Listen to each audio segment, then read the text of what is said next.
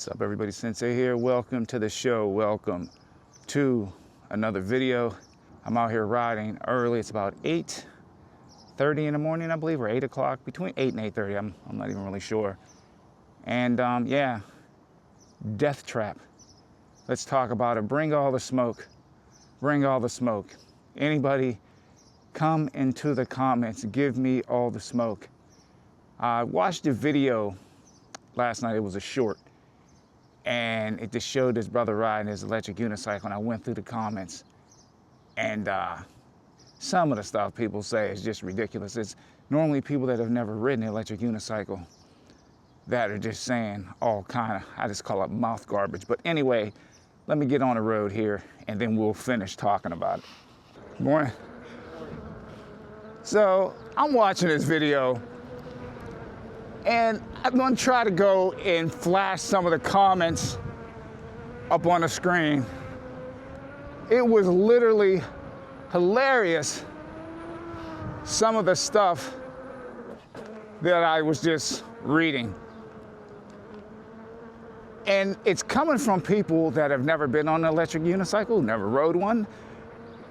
And the first time they've seen it was probably in this video. And what I noticed in life, everyone becomes a professional at something that they know nothing about. So I'm looking through these comments. Now, my only suggestion was that I wish the brother had some gear on when he was showing the speed of his V14. With that being said, I said most of these people in the comments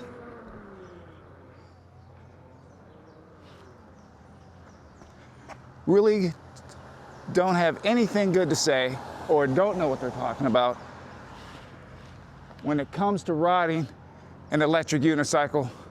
Why? Because they don't ride. You can't make a comment. You can, but 9 times out of 10, the comment is going to be completely wrong. Completely wrong.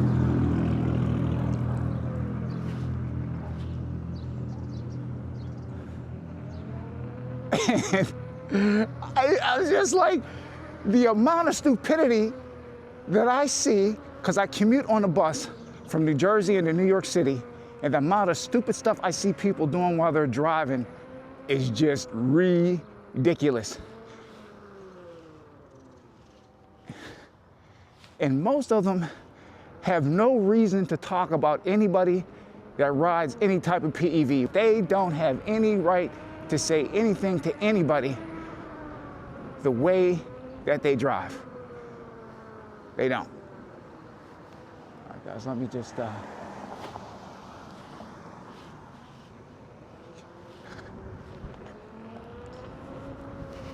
seriously. And I'm just like, but these are some of the same people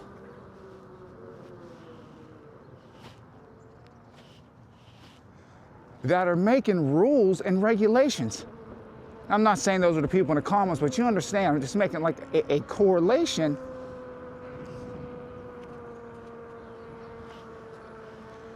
I'm just making a correlation. And this is where it gets really dangerous, because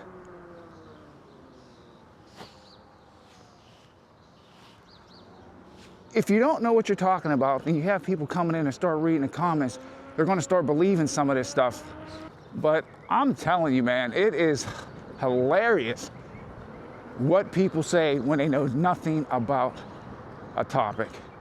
I'm going to jump out on this main road, I think, today.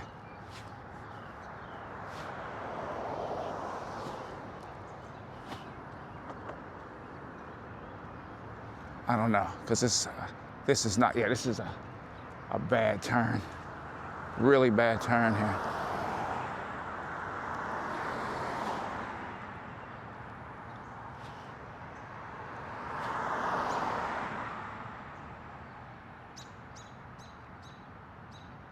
I'm gonna just wait a second. I'm gonna use my ears.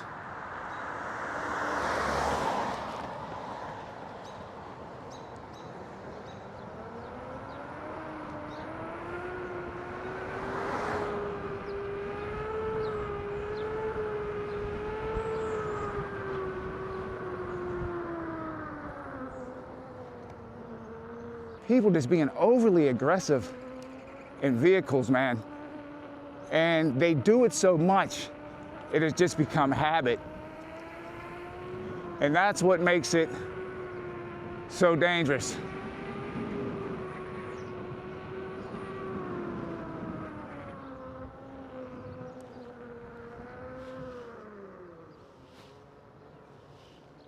Yeah, it's nice coming out here in the morning because there is nobody out here.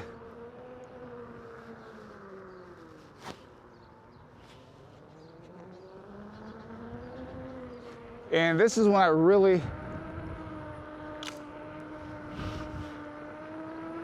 like to ride, when there's not much going on the road. Because I'm at the point when I ride now, watch out, buddy, squirrel just running across. I just don't like battling with vehicles, I really don't.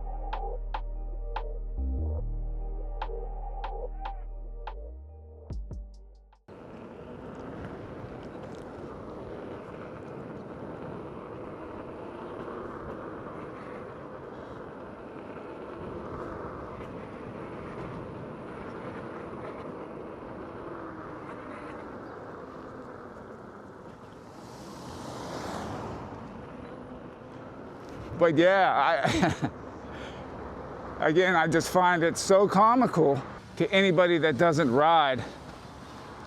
This is a death trap. You're gonna kill yourself. You're gonna become a meat crayon. Can you wreck on these things? Of course you can. You can wreck on anything. To be quite honest, like speeding down a mountain with 2 sticks attached to your feet, and people really have nothing bad to say about that. Or torpedoing down a mountain with a plank on your feet, snowboarding. And I snowboarded for years. I still do it. Haven't been in a couple years, but I still know how to snowboard. And to be quite honest, I fell more in one day learning how to snowboard than I did than the 6 years of me learning how to ride an EUC. I fell more times in one day on a snowboard learning how to ride than my 6 years of riding an EUC. So that should tell you. Now, are some people gonna learn how to ride faster than others? Of course. That's just how anything is. Some people are gonna excel at it. Some people, it's going to take a little bit more time in order for you to get it. But once you get it, you get it. It's like riding a bike. So anybody out there that is spreading all this mouth garbage about EUCs, that you're gonna die if you ride one and you're gonna be a meat, all this stuff, man, just shut up, because you don't know what you're talking about. And I normally don't say much, but the fact of the matter is, you learn how to ride one of these things, you become addicted. Now, have people quit riding? Yes. Like I said, you can get effed up. I'm not gonna lie. but you're gonna have to ride within your means. If you ride within your means and you don't gleam the cube or ride on the edge all the time, you should be okay. When you start pushing the edge, and that goes with anything, whether I'm talking just running or jogging, mixed martial art, any of these types of things, you have to know what your limit is. Gymnastics, boxing, you know, you have to know your limit. Once you know your limit, you know what's possible and what's impossible. Like when I ride with people that are more skilled than me, I stay within the boundaries of my skill level. I don't care how excited I get and they're ripping around and doing, nope. I know what I can and what I can't do on this thing, but I still have a great time riding. If you don't know what you're talking about, shut the hell up. Like I said, if you want to come in my comments, bring the smoke. And I'm sticking up for all PEV riders. And yes, some of us can be more responsible on these things, but the same can go for anybody riding or driving a car or any type of whatever, SUV, truck. I've seen it all. I've been driving for a very long time. So yeah, again, to each his own, but it really sickens me when I see people just talking trash and don't know what they're talking about. That'd be like me jumping in and talking about stuff that I don't know what I'm talking about. I mean, you can have an opinion, but when you have an opinion that can actually start to affect how things are done, that's when you need to just be quiet. Because right now, and I hope you guys aren't tired of me saying it, but I'm an advocate for this stuff. This stupid, non-common sense laws that they're making for PEVs, e-bikes, and everything else categorized with that, scooters. EUCs are still kind of floating around, but they're starting to find out what these things are, is just, it really needs to be taken back to the drawing board, because there were already laws in place in a lot of these states. And I feel that right now, states, different boroughs and cities are just taking advantage of trying to line their pockets, making people register and get licenses for these things and insurance and all this other bull crap, which is ridiculous. You can argue me up and down, okay? Some of these, like you do have e-motos, and those are the ones that people are fussing about with no pedals on it. Okay, I get it. But there are different ones. You have some that are the size of dirt bikes. Now, I don't agree with those being on the road, but you also have e-motos that are smaller. And because these things can do 45, 50 miles an hour, people are all up in an uproar. Look at how fast your car can go. My car can go nearly 140 miles an hour. Have I ever taken it up to 140 miles an hour? Now, it has 160 on a speedometer. Now, in order for me to get my car to go, I think it can max out at 155, but I would have to go get a reflash on my ECU, but I'm not going to do that. So right now, my computer will shut it down at about 100, I think it's 137 miles an hour. Am I going to take my car up to 137 miles an hour? Absolutely not. So why are people fussing because an electric unicycle or an e-bike can go 40 miles an hour? To me, it's better to have extra headroom when you're on the road, because if you're riding on a road that's 25 miles an hour, normally cars are riding 35, 40, 50, some even 60 miles an hour. How do I know? Because I see it when I ride every day. I got, normally where I ride, it's like 25 miles an hour. That road I was just on is probably the fastest road in the town. It's 35. And even when I'm in my car on that road that we just came off up here, I'll have people barreling down on me. And I'm like, man, I'm already doing 35. And you see them zipping up behind you doing double the speed limit. So this is what I'm saying, where people are just, it's just hypocrisy. And to have that extra headroom when you're out on the road, to me, is more safe than not having enough power. So that way you can filter and flow with the traffic patterns. That's my take on it. I know there's states where they want to have 250 watt motors, which is a complete joke. 15 miles an hour? Are you kidding me? I'm over 50 and I can run over 15 miles an hour. So what kind of crap is that? And your average 750 watt bike, if the thing doesn't have enough torque, and a lot of them don't, and if it doesn't peak higher than 750, it's not going to even get you up a hill. Not a 200-pound rider. It might do 20 on flat ground if you're going, if you're staying within the classes, or even if it goes up to a class 3 of 28 miles an hour, you might hit 28 on flat ground, but as soon as you go up a hill, you're lucky depending on the degree of the incline, if you can do 15 miles an hour going up a hill. So, like I said, I think that people really need to slow down. A lot of people that can't afford car payments. Your average car costs like $50,000 now. And that's not counting insurance and all the other crap that goes with it. Tolls, gas. I could go all day, man. So I'm going to continue to ride. Hopefully, the police officers around my area see that I'm responsible and they don't do anything to me. That's why I choose to come out here when there's not much traffic on the road, so I don't have to deal with morons. But yeah, man, so everyone, please be safe.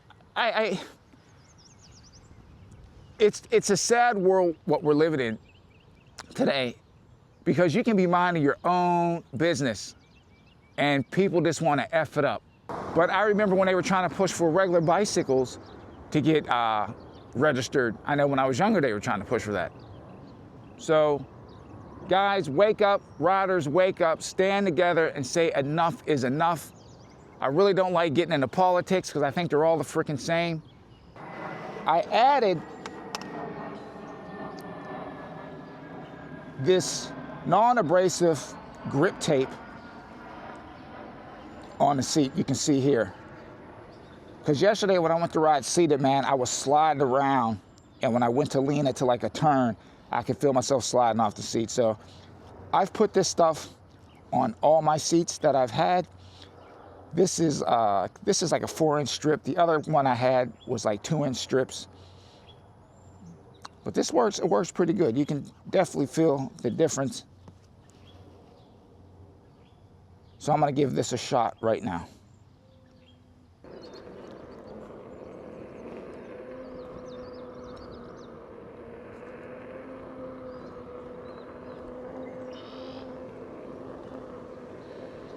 Okay.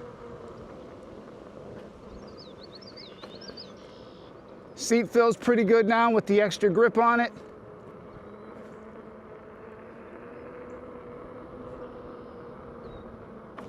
Oh yeah, it feels much better now.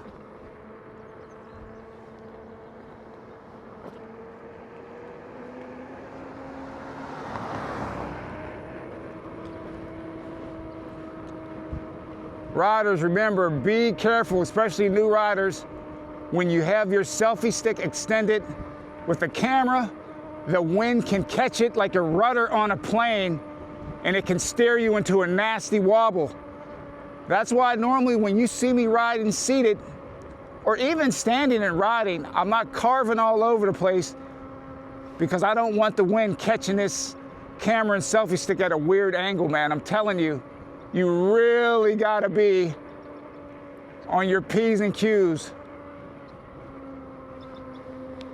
when it comes to riding seated or standing holding a selfie stick. I always tell people when you first start, make sure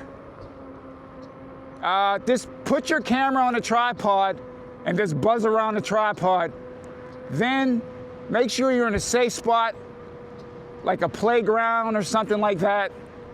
There's no traffic. And then once you get the hang of it, you go out on the street. Me personally, I practiced for about 2 months, I believe it was, before, I say nearly 2 months, about a month and a half, a little over a month and a half, before I went out on the road on my electric unicycle.